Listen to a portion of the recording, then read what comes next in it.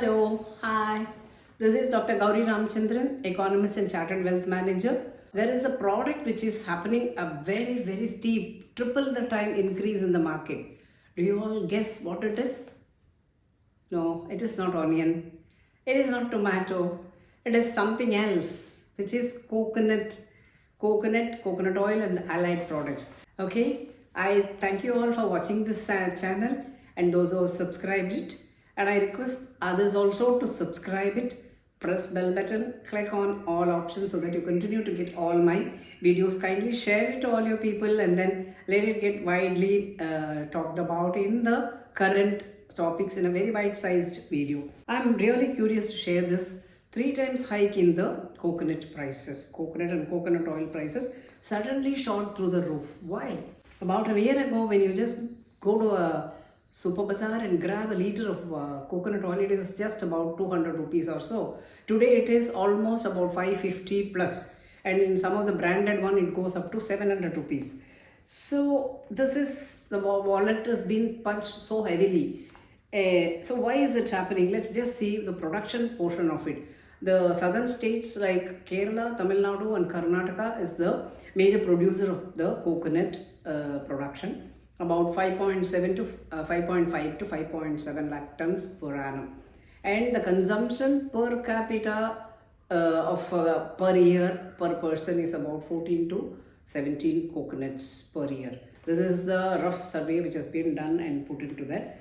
And whenever any increase in any commodity, be it coconut, be it tomato, potato, onion, or any other consumption product, regular consumption product, the demand supply is the first key thing which plays into the thing. There's the last decade or so, there's a 25% increase in the consumption. You know why? It's just there's a lot of factors which contribute to the hike in the demand. Demand is good, but simultaneously the supply side also has to cater to that by producing more or make the products available in the market through imports or so. So here 30 to 35% gap. So naturally the prices have gone up. So there is I would just like to bring in about 5 to 6 points why this increase has happened. This overall demand includes not just the domestic household consumption. There are many other allied products which is going into the industrial uses like hair oil production, skincare products, and for desserts, snacks, and even temple offering as a coconut for a Tula Bharam Prarthana they used to do in a Hindu's temple. Then comes the second one is the healthy and natural concept is catching buzz today among the youngsters and in the elderly people. So the cosmetics, personal care industry, the coconut oil is a key ingredient. So the coconut based products, not just the coconut oil, there are allied products which has entered in the market is desiccated coconut, coconut flour, coconut milk, coconut sugar, and even processed tender coconut. So fewer coconuts, the result is fewer coconuts go for production of coconut oil. So the next point is countries like US, Europe, Middle East are increasingly importing our coconut, desiccated coconut, coconut milk, etc. So that also reduces the quota available for a domestic market.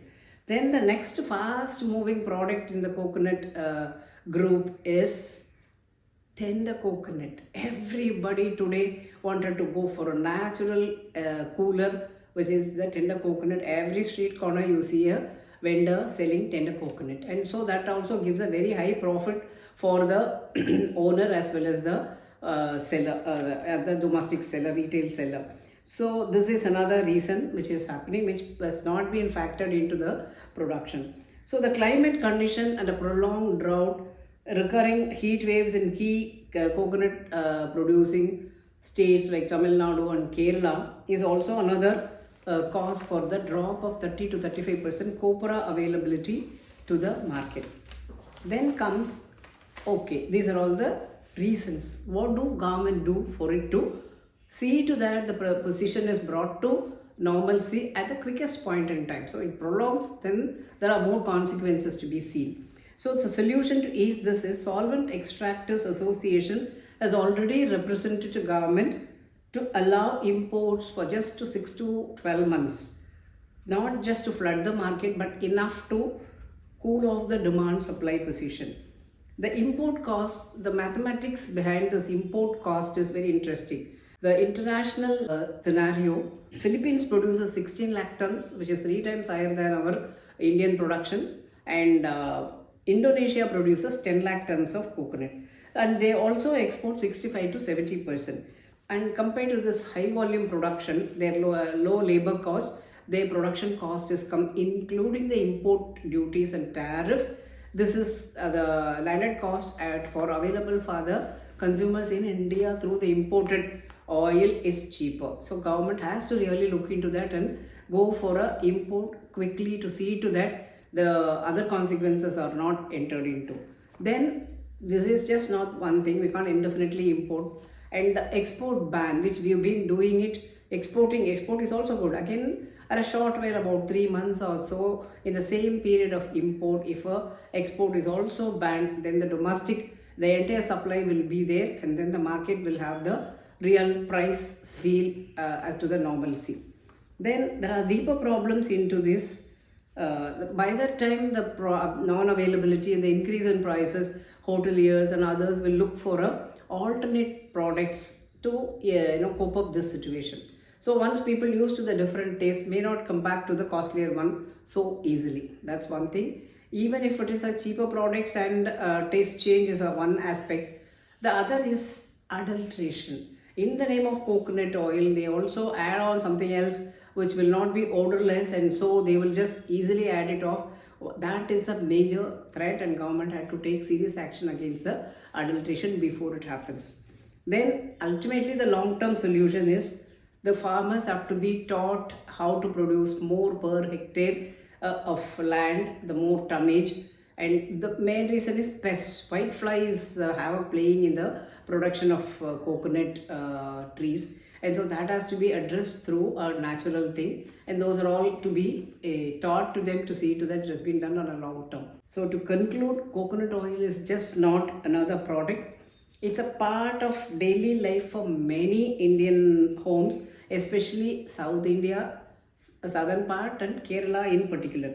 Losing it even temporarily to a supply crunch would be a very unfortunate, and government will not push us to that level and take immediate measures to ease out this coconut and coconut oil related supply, demand and price issue concerns. Thank you so much. This is once again Dr. Gowri Ramachandran signing off, and look for you all with a different video very soon. Thank you.